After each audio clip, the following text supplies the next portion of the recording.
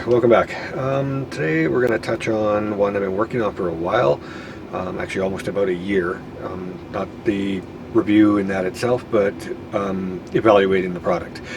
These are Roladro LED red blue flower lights. They're for growing plants indoors, and they were off Amazon, but you can get them many places. I picked them up, as I said, just about a year ago to do some garden starts for outdoor. The pandemic was starting. I wanted to boost up the garden a bit and needed some lights. So after looking around a bit, I went with what was cheapest. I really didn't need anything that heavy duty. So these range in price. This particular model was a 2-pack, and it was a decent price for the two of them. But the same model was also much more expensive, so I might have got it on a sale or whatnot. I've tried them in a bunch of different situations, for seedlings, for starts, for flowering, for vegetative growth, for indoor plants, for outdoor plants, and I'm finally kind of ready to put in my 2 cents on them. They're, as I said, relatively expensive. They're LEDs. They're lightweight. They have multitude of different mounting options to them, so you can mount them against a wall, you can mount them to the ceiling, you can hang them. They come with hooks and whatnot so that you can actually hang them. They have not a bad size lamp cord on them, but it's also not that great either. The lamp cord is detachable from the ballast itself, so you can run it through walls and stuff for tent walls or whatever, if that's your particular need. The ballasts are relatively small for them. One of the things that's kind of a con for them is that each one requires its own ballast, which is semi-normal in indoor gardening, but it also can become a problem for mounting these things, as where some other versions are self-ballasted and they don't require a separate ballast for everyone, and you can actually run them in series, so you can connect them together with short pigtails and run one cord to, like, I think it's up to 10 lights or something, depending on the wattage and whatnot. Another con about these is that they're kind of like Christmas lights. So if you have one of these go out for whatever reason, it drops the whole line of them. As you can see, this whole line is off, and that's because this one here either got banged or got wet, and it no longer works. The other ones come on dimly, but they don't fire up to the full power. They have a fairly good life. I think it's 50,000 hours of use on them, so that's quite a ways, quite a while. Like, I mean, if you were considering something like a metal halide or a high pressure sodium, you get maybe a year or two out of them. A metal halide, the old style grow lights, 6 months, and they're pretty much off for plant light. They tout these things as being the end-all be-all for gardening. They show you in the ads a bunch of plants growing underneath them, and they're very bright, and the plants kind of take on a purplish hue and whatnot, which gives to the human eye, it looks like it's going to be great for flowering. The problem is that they don't do squat by themselves. And I can say this with some authority because I've tried them on everything, and they really don't do anything. There's no vegetative growth, there's no real flower growth. It helps to induce flowering in the plant, so it means it does kick it over. For some plants, it kicks it over into a flowering mode, but there's no visible growth to it. So the plant might flower and then it just stays there. Or if you're growing seedlings or whatnot, it doesn't do anything. They kind of grow up to a certain point and then they just kind of fall over because they're starving for light. They get too long searching for the light. What I found is that you need to, and this is 100%, you need to use these in conjunction with something else. Myself, I went and got some T5s because that's what I was familiar with in the fluorescent spectrum of products. They have a newer version which is an LED, so it's exactly like this, but it's the white light, whites and whatnot, that spectrum.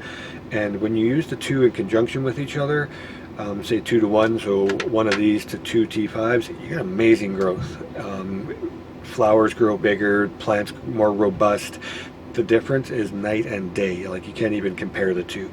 These by themselves didn't do anything, but in conjunction with the T5s or whatever your other LED you're comfortable with or you have experience with, you'll see far more robust growth, more robust flowers. Everything's just better, bigger. So don't believe these guys when they say that you can use them by themselves, because you can't. It's a gimmick. You buy plants, they show you stuff online, but they're not growing under these lights. They're growing under a different light and then put underneath this specific light for the photo op, and then they go back under their other lights.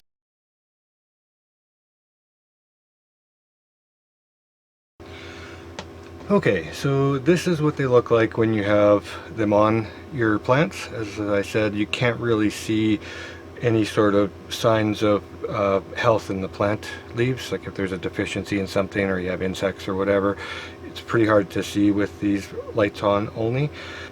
It really is difficult to see what's going on with the plant leaves. So like I said, you do need to put some other kind of light on it. I tried them for a year in all sorts of different things, and there was no growth, like, really. And then as soon as I mixed them with another kind of a light, like the T5, boom, they just exploded, man, like, serious. The new shoots came out. My peppers were producing jalapenos all winter long. It was, yeah, it was great. By themselves, nothing. So that's pretty much the purpose of this video, is just to pass that on, because I see a lot of reviews online where people are saying that they're great, 5-star, 5-star, 5-star, and I'm thinking that they probably gave them that rating once they plugged them in, but they didn't actually run them for a period of time before they gave them that rating. So yeah, out of the box they look awesome, but the actual results, the proof is in the pudding, right? And it's not there. So for the cost of a T5, it's worth it. I mean, get like 6 of them for $50 or something like that, and that's plenty. You can run those vertical, horizontal, same as these. You can have them on the sides, or you can have them over top. You can put them underneath if you wanted, but yeah. So in a second here, I'll put a T5 on along with it and let you see how that looks.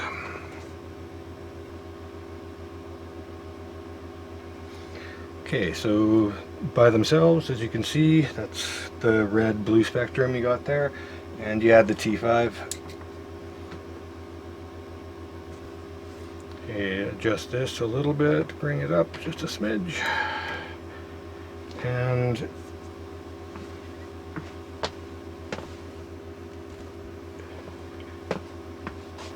you have a far different outlook on the plants, and you'll notice a huge difference in the bigger the plant, how fast it grows, the number of nodes, everything just increases. So yeah, that's my 2 cents on these lights. I've used them, like I said, for a while now, and I've had some really good luck.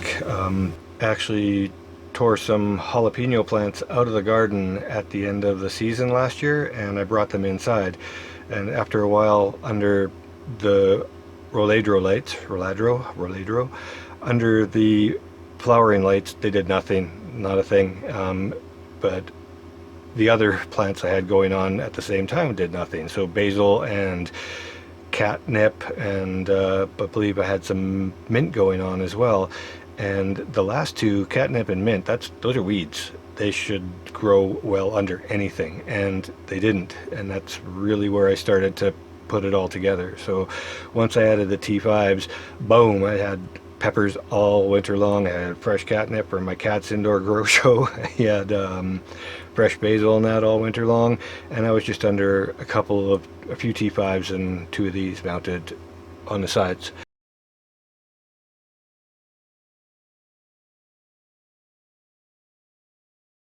They're compact, they're inexpensive, they're easy to mount, they're relatively bright, very inexpensive to operate. We're talking like pennies on the dollar compared to other things. They do encourage flowering, as you can see on this cactus. It is a spectrum that the plants recognize as like a late summer, early fall kind of a light, mid-fall. Most plants will recognize that as time to flower and reproduce. very low heat on them. There's not a lot of heat on them at all, actually. The lamp core is detachable, like I said, so you can go through tent walls, or you know, if you need to string it around behind things and stuff, which makes it kind of nice. And they can be used on Wi-Fi breakers. Not everything can, because the normal Wi-Fi breakers and switches and whatnot have a small amount of electricity that goes through them all the time, because they require that for connectivity, so that it needs to have that so that recognizable to the modem and to the smart devices that it's actually there, and that's how it turns on and off. So there's always a small amount of power going through. Some things don't like that, and you'll burn them out. Solenoids being one of them. Water solenoids, if it's not done right, you will burn them out by that small amount of current going through them all the time. The cons on these ones is that they are only the red and blue light. So without the other light mixed in, like from another light source, a T5 or another veg kind of a light, you're not going to get any growth. The plant will barely stay the way it is, and it does actually start to drop off. It just doesn't have enough there to really get the plant to do anything. So the hangers that are provided with them are really long. So it's actually from tip to tip on the small cable, it's 13 inches. So that makes it vertical about 11 inches, 11 and a half inches is the lowest point you can be from the ceiling. So if you want something shorter than that, you either have to mount it with the screws directly to it, or you need to shorten the cables. And I found that as a bit of a hang-up point for me. If one LED breaks in the string, like I said, they all go down in that string. So it's much like Christmas lights in that way. So be very careful. They are not waterproof. If water does splash on them, or gets down in the cracks at the top, or you actually bang that one LED or something, you're going to lose that entire string.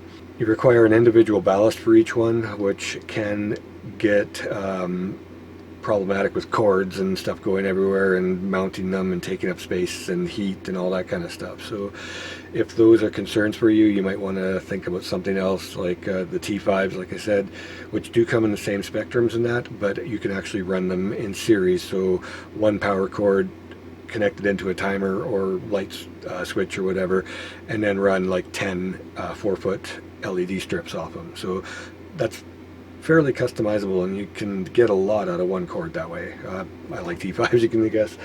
And yeah, that's about it. They're a great light, they're inexpensive, but they do have their limitations, and as long as you know these limitations going in, then you're prepared for them, then great. But if these things are a problem for you, like a game changer, you know, deal breaker kind of a thing, then you'd probably be best to find something else, because they have their quirks. If you have any questions, comments, experiences, let me know. I'd love to hear them. Drop them in those comments. As always, hit that like and subscribe button. It does help me out, and keeps me going. Information, if you find useful, keeps you informed, kind of deal. Quid pro quo. Thanks for watching, and until next time, take her easy.